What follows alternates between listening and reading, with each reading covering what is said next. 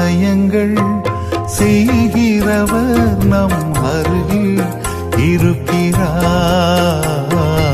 அற்புதங்கள் செய்கிறவர் என்றும் நமக்குள் வசிக்கிறார். அதிசயங்கள் செய்கிறவர் நம் அருகில் இருக்கிறார். அற்புதங்கள் செய்கிறவர் என்றும் நமக்குள் வசிக்கிறார்.